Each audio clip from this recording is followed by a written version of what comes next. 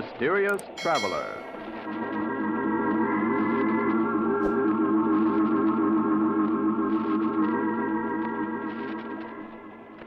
This is the Mysterious Traveler, inviting you to join me on another journey into the realm of the strange and the terrifying. I hope you will enjoy the trip, that it will thrill you a little and chill you a little. So settle back and get a good grip on your nerves, if you can.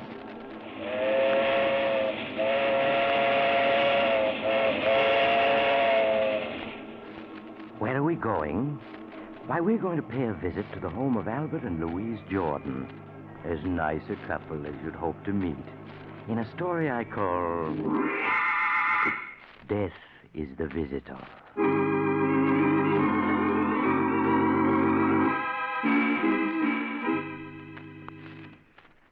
My story begins in the Jordan home late on a hot summer night. Albert Jordan is asleep and is having a nightmare about his mother-in-law. Oh, no. You can't pull the wool over my eyes, Albert Jordan. I'm on to your ways. Think that my only child was foolish enough to elope with you. But you made her do it, Albert. You made her. No. She wanted... As long as I'm alive, she'll be protected from you. Albert, are you listening? Leave me alone. Please. Darling, wake up. What is it? You were having a nightmare, dear. You don't want to wake Mother up. She needs a good night's sleep for a trip tomorrow. Oh, yes, the trip. I wish it was tomorrow already. She was gone.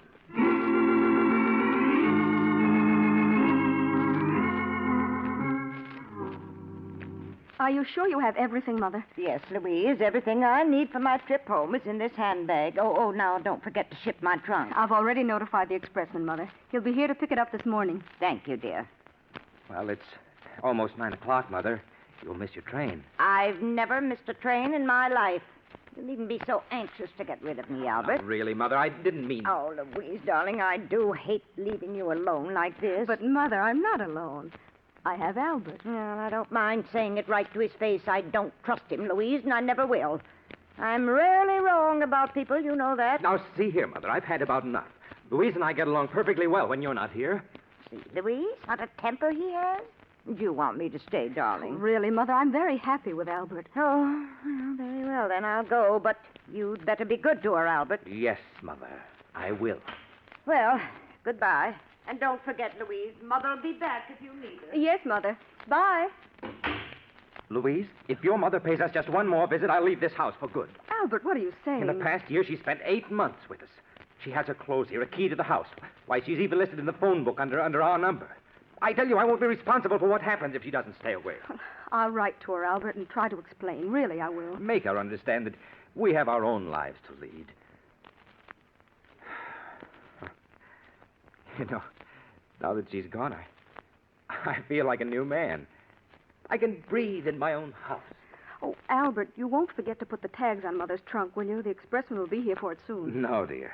Shipping your mother's trunk to her will be one thing I certainly won't forget.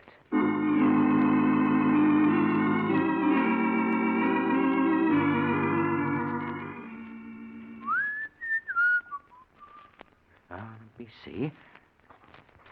This is Hortense Murdoch. 125 River Road, Ferndale, Pennsylvania. That won't be necessary, Albert. My trunk can remain here. Mother, but you went to catch your train. I know I did, but I changed my mind about going. I won't leave my little girl alone. Why are you looking so startled, Albert? Are you hiding something from me? No. No, of course not. Where's Louise? She went downtown an hour ago. She should be home soon. I'm sure at least she'll be glad to see me. Oh, you haven't locked my trunk yet. That's good. So you've come back. Again. You've always wanted to get rid of me, Albert. Keep me away from my only child, but I refuse to give her up. Yes, I've come back, Albert, and I'm staying for good. Frankly, I don't trust you. You don't trust me? No. I don't even know your background. For all I know, you may have criminal tendencies. There's a certain amount of the criminal in all of us. Most people can control their worst instincts. and some can't. Exactly. And I'm here to see to it that no one harms Louise. But, Mother, who's going to look out for you? Albert, why are you looking so queerly at me? Are you sick? Yes, Mother, I'm sick. Sick of the sight of you. Albert, stop looking at me that way. Why, you seem like a different person. I am, Mother. You've made me different. And now you must take the consequences. Albert, stay away from me. Don't you dare come near me. So you would keep coming back, Mother. Well, you came back just once too often. No, Albert. Don't touch me. Albert, You should have taken that train, Mother. But at least now I know you won't be coming back ever again.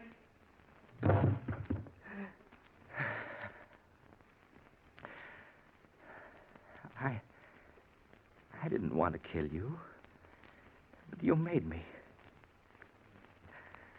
Oh, but now I've got to get rid of you or they'll catch me. The trunk. Yes, it's large enough.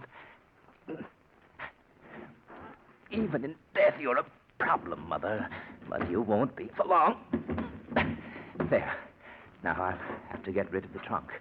Somehow. I'll think of a way. Albert, are you home? Louise, the trunk. I've got to close it. Is that you, Albert? Yes, dear. Yes. Oh, I see. You're locking the trunk. Yes, I was just getting it ready for the expressman. He should be here by now. Albert, is anything wrong? Anything wrong? What do you mean, Louise? I don't know. Your face is so flushed. Oh, it's just a little warm in here, that's all. Oh, we forgot to pack Mother's robe. Look. Oh, you'll have to open the trunk again, Albert. No, I mean, the trunk's full already. You wouldn't be able to get anything else into it. Why, nonsense. When Mother and I packed it, it was only half full. Oh, please open it. But it's locked, and we haven't got the keys. Oh, yes, that's right. Mother has them. Well, we'll just have to mail the robe to her. Oh, I'll answer the door. It must be the expressman. Make sure the tags are on it, dear. The tags. Oh, you can't go to her home. Oh, if I only had time to think. Wait, yes, that's the only thing to do. Oh, come this way, please. You'll find the trunk in this room. Here it is. Are you finished, Albert? Yes, it's all ready to go. Okay. Well, I'll make a racket of it. Now, let me see. It's being shipped to... Perhaps you'd better load it on the truck first. It's easier this way, mister. You're shipping it to Mr. William Smith, 345 Wood Street, Las Vegas? Well, that isn't the right address. Then, what is it on this shipping tag, lady? Oh, well, that must be one of my customers. I must have been thinking of someone else when I wrote it out. Yeah, but what's the right address? Oh, it's Mrs. Hortense Murdoch, 125 River Road, Ferrydale, Pennsylvania. That's right, isn't it, dear? Yes. Okay, I know your name and address. I'll put the right tags on later. That's mighty heavy. Oh, please be careful with it. Don't worry, lady. I'll get there safe and sound.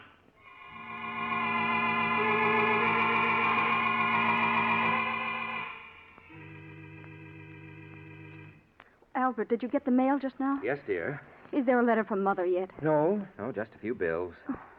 I'm really worried. It's a week now and no word from her. But you mustn't worry, Louise. I'm sure she's all right. Why, Albert, you're even worried yourself about her. You look so upset. Oh, I'll answer. I'll come with you. Maybe it's a special delivery from Mother.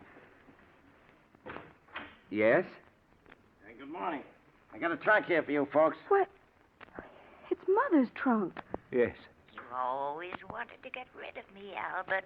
But I've come back, Albert, and I'm staying for good. Bring it in, won't you, please? Okay, lady. There you are. But I don't understand. Why should Mother send her trunk back to us? Would you mind signing for it, Mr. Jordan? What? Oh, yes. Here you are. Thanks. Bye. Albert, I can't understand why Mother shipped her trunk back to us, and without even writing a word about it. Can you figure it out? What? Oh, no, I can't. Well, I'm going to put an end to this guessing. Louise, what are you going to do? I'm calling Mother. Hello, operator. I want to put through a call to Ferrydale, Pennsylvania. The number is 223. Why bother, Louise? I'm sure there's a letter on the way. Oh, I've waited long enough for one. I'm sure there's something wrong. Oh, hello? Oh, hello, Sarah. This is Louise calling. Is my mother there? What? Are you sure? Oh, in that's why you shipped the trunk back. No, thank you, Sarah.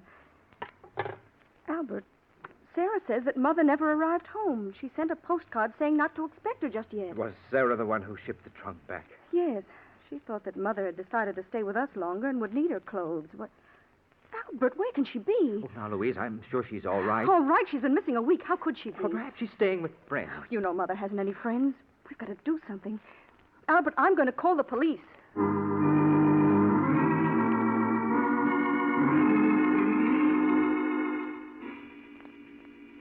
The police investigated, but they had no clues, so they didn't learn anything. And George got rid of the embarrassing trunk just as fast as he could. Telling Louise he was going to put it into storage, he took it to a trucking company to ship it as far away as it could go. It was the only thing he could think of to do. All right, I got it straight, I guess, now. Mr. Richard Jones, 65 Ocean Avenue, Los Angeles. That right? Yes, that's right. He's my brother. Yeah, and your name is, Martin Jones. Yeah?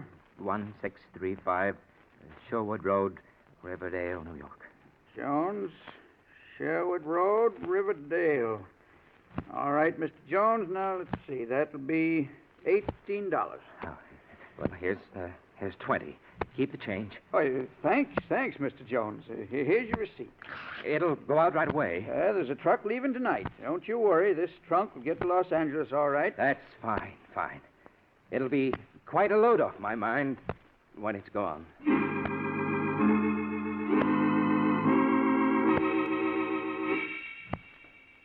A week passed, 2 weeks, 3, and poor Albert was breathing more easily again. Until one morning when something most unexpected happened. Louise, darling. Yes, Albert. Oh, darling, I have a present for you. Some flowers.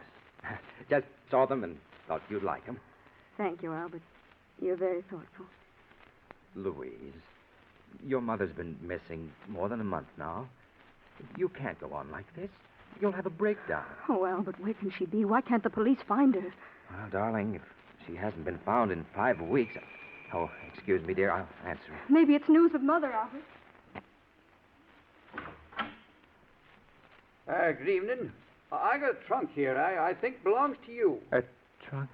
Yeah, that's right. You always wanted to get rid of me, Albert. But I've come back, Albert. I've come back. Do you recognize it? It's yours, isn't it? Oh, no. Huh? Well, ain't you the fella that shipped this trunk about a month ago? Didn't you give me a $2 tip? I'm afraid you have me confused with someone else. Don't you know where the trunk goes? Well, no. You see, it's come all the way back from California. It seems there wasn't no such address where this was shipped to. Surely it had a return address. Yeah, but the trunk got wet. The return address kind of washed off, so it came back to the office where it was shipped from. Oh. But what makes you think it belongs here? Well, you see, I kind of did a little detective work. The initials stamped on the trunk are HGM. Well, I looked it up in the phone book, and the only person in town with those initials lives here. I'm sorry, but it certainly isn't my trunk. Oh, well, I'm sorry to trouble you. I'd have sworn you was the guy that gave me that $2 tip. Where will you take the trunk now? Oh, it'll be put to the unclaimed baggage, and then in a few months it'll be auctioned off. Auctioned off? Yeah. You'd be surprised what you sometimes find in them. Just like a grab bag game. Well, sorry to trouble you. Oh, wait a minute. Huh? What did you say those initials were? HGM. HGM. What? They're my mother-in-law's initials. Her name is Hortense G. Murdoch. Well, sure. That was the only name in the book with those initials. That's why I came here. Well, that was a very clever piece of detective work. Yes, of course it's her trunk. I don't know why I didn't recognize it. Well, you know, trunks, they kind of look alike. Yes, that's right. Well, bring it in.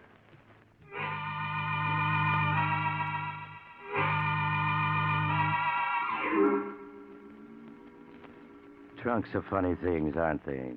You have something valuable in one, and just as likely as not, it'll get lost. But put something you don't want in it, like a mother-in-law, and it'll come back every time.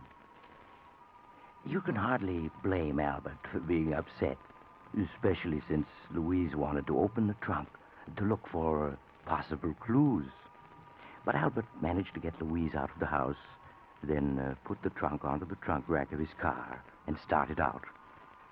Several hours later, he was at the receiving platform of an all-night storage warehouse in New York. Yes, mister? Can I help you? Pardon me, but you store trunks here, don't you? Yeah, sure. We store anything in here. You want to store that trunk you got there? Oh, yes, please. Okay, I'll make out a ticket. Now, what's your name? Williams, John Williams. The address? 313 Maple Street. Yeah, but what city, mister? What city? Baltimore, Maryland. Baltimore. Okay. Charge is $3 a month. How long you want to pay for? Quite a while. I'll be leaving the country, and... Well, what is it? Anything wrong, mister? Oh, dear. I only seem to have $6 with me. Well, that'll pay for 2 months. Then we'll send you a bill. No, that won't be necessary. I'll send you a money order in a few days. I may be out of the country for several years. Okay. Leave the trunk there. I'll take care of it. And here's your receipt. Just put the number of it in your letter when you send the money. I will. I won't forget. Good night. Good night. Hey, Mr. Williams. Mr. He's gone. There's a receipt on the platform where he dropped it. The nervous type. Oh, well, I suppose they can forward it to him from Baltimore.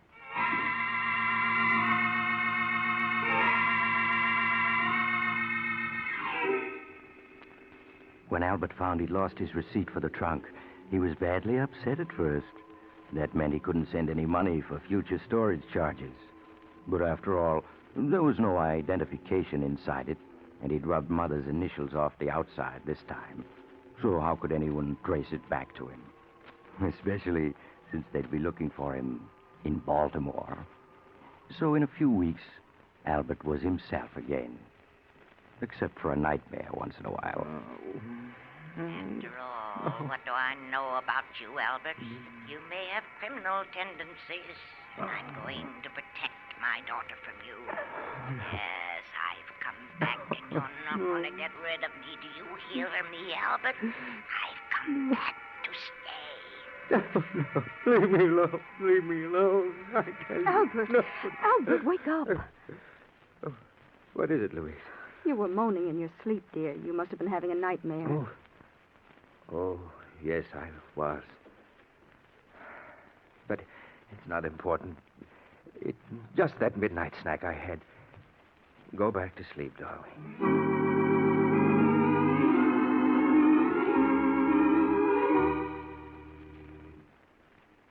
But as the months passed, so did the nightmares. And finally, Albert was his old cheerful self again. Good evening, dear. How are you? I'm all right, Albert. Fine. Say, I bumped into George Horton and his wife while on the way home, and they asked us to come to the charity bazaar tonight. That was very nice of them, Albert. Well, why don't we go? There'll be an auction, a raffle, supper, dancing. It'll do you good. I know, but somehow I don't feel like meeting people. But you can't go on this way, Louise, cutting yourself off from the world. I've been unfair to you, haven't I, Albert? Keeping you home night after night all these months. Oh, why, darling, you know I've been perfectly happy. It's been so nice. Just the two of us.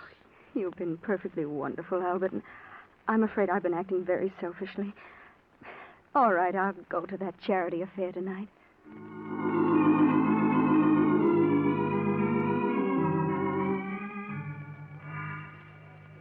Now, what am I bid for this beautiful antique lamp? Do I hear $1? Do I hear $1? I'll bid $1. Ah, there we have a lady with a real sense of beauty.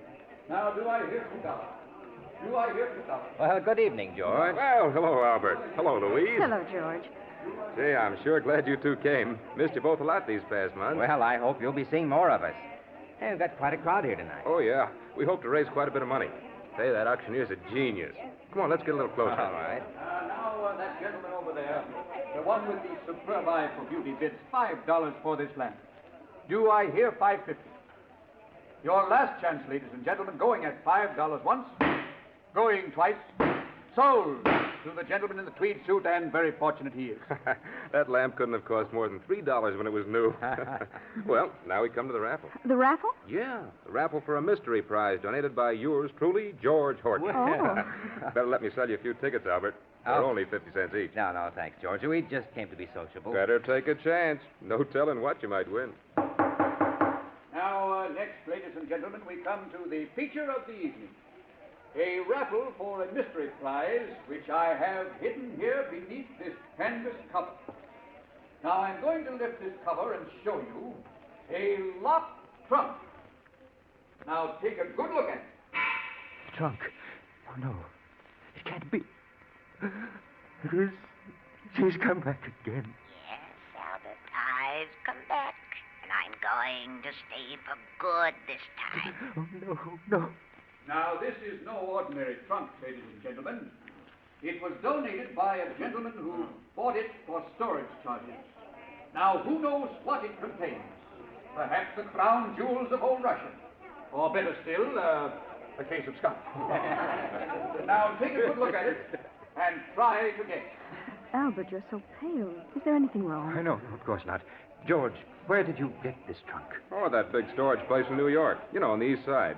Somebody did keep up the storage charges on it, and all the notifications they mailed came back, so... Yes, I see.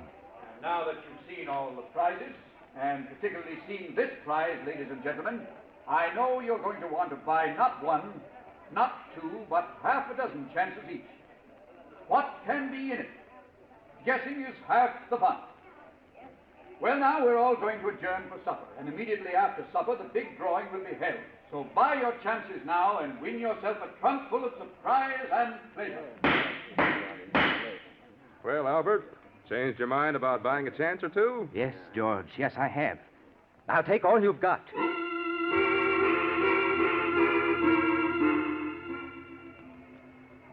Albert, I don't understand you. You bought every chance that was left on that trunk. Louise, I know what I'm doing. What on earth do you want with an old trunk that looks a lot like Mother's trunk, doesn't it? Oh, no, I don't think so. But of course it does, Albert. It's the same make and color. It has the same dent there. But it couldn't be. Of course not. The idea is absurd. Darling, you're acting so strangely. You didn't eat any supper, and For now heaven's sakes, Louise, will you stop nagging me? I'm sorry, Albert. Hello. Feeling pretty sure you're going to win it with all those tickets, huh, Albert? I hope so. I knew the mystery of it would get you. Say, I've even got a ticket on it myself, so you'll have some competition. Oh, I'll win it. I've got to. Well, I did my best. I picked out the heaviest trunk the place had for sale. So I don't want the winner to blame me if he doesn't like what he finds. And now, ladies and gentlemen, we're ready for the feature of the evening, the drawing for the locked mystery trunk. Now, my assistant has put all the ticket stubs in the wire wheel, and so I spin it thus. Round and round it goes, and where it stops, nobody knows. Now, the stubs are thoroughly mixed, and I stop the wheel so that this lovely young lady may reach in and withdraw the number of the lucky winner. Now, will you open your eyes, please, and read the number that you have drawn? Number 38. Number 38. Number 38. Number 38 is the winner. Is the holder of number 38 here, please? Yes, I have it. I've won. Well, good for you, Albert. Congratulations, sir. May I have your ticket, please, so that I may compare it with the stub that the young lady drew? Yes, of course. Here it is. Thank you. Now, I place the ticket and the stub together, and we... What is it? I'm very sorry. I'm afraid an error has occurred. An error? What do you mean? The young lady misread the winning number. It is number 33, not 38. No, you're lying. I won. The trunk's mine. Now, I'm sorry, but mistakes will happen. Ladies and gentlemen, I must make a correction. The winning number is 33. Is the holder of number 33 present? Oh, yes. Well, that's my number. Well, hard luck, Albert, but I guess you don't win after all. Now, may I have your ticket, please? Yeah, sure, here. Thank you very much. Now, ladies and gentlemen, the lucky winner, purely by chance, is the gentleman who donated the prize, Mr. George Horton. And congratulations to you, sir. And I hope you'll open the trunk now and let the rest of us know what we missed out on. I certainly will. No, he can't open it. You haven't got the key. No, but I have a bunch here that I borrowed from a locksmith, and one of them's bound to work. But you mustn't open it. George, I'll buy that trunk from you. But I don't want to sell. Hey, I want to know what's in the trunk. That's where the fun comes in. I'll give you $100. You can't refuse. 100? Well, if you want it that bad, all right. I'll give you my check tomorrow. Yeah, but there's one condition. Condition? Yeah, that you open the trunk here so we can all see what's in it. Oh, no, I won't do it. Well, then the deal's off. Sorry, Albert, but curiosity has the better of me. George, please listen to Sorry, Albert, sorry. Just a minute, everybody. As soon as I find one of these keys at bed, I'll... I told you I'd come back, Albert, and I have. You should have known I would. Oh, no. Darling, you're not well. Let's go home. No, it's no use. It's just no use. What on earth do you mean? You'll never be rid of me, Albert. Never. I've come back to stay this time. I think I've got it. Yeah, this key seems to be turning. Wait. Matter, what is it? You mustn't open it. Oh, Albert, fun's fun, but No, after all... I had something to tell you. She's beaten me. I can't keep it hidden any longer. That's right, Albert. Tell them it's the only way you can ever be rid of me. Go on, tell them. Well, Albert? I did it. I killed her. Did what? Killed who? Albert, what are you talking about? I killed Louise's mother. Her body is in that trunk. Oh, no. Albert, that's a very poor joke. Oh, it's no joke. I thought I could get rid of her, but I can't. She keeps coming back and coming back and coming back, and I can't stand it any longer. Go on, open the trunk now. You'll see I'm telling the truth.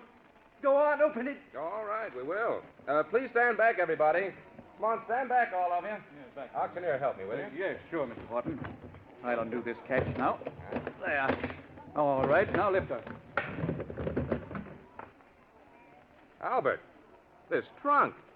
Why, there's nothing in it but old books.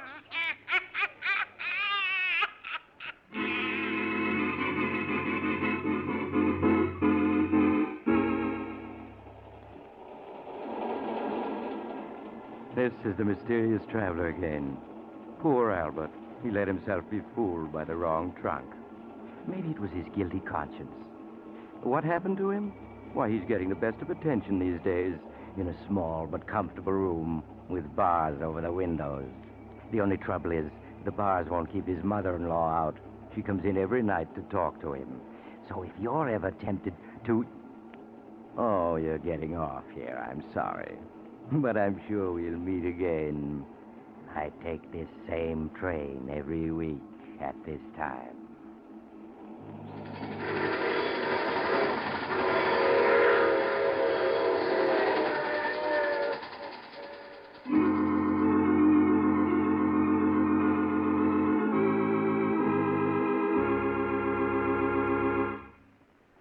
You have just heard The Mysterious Traveler, a series of dramas of the strange and terrifying. Listen next week over most of these mutual stations to a tale titled Murder is no accident. Another Tale of the Mysterious Traveler.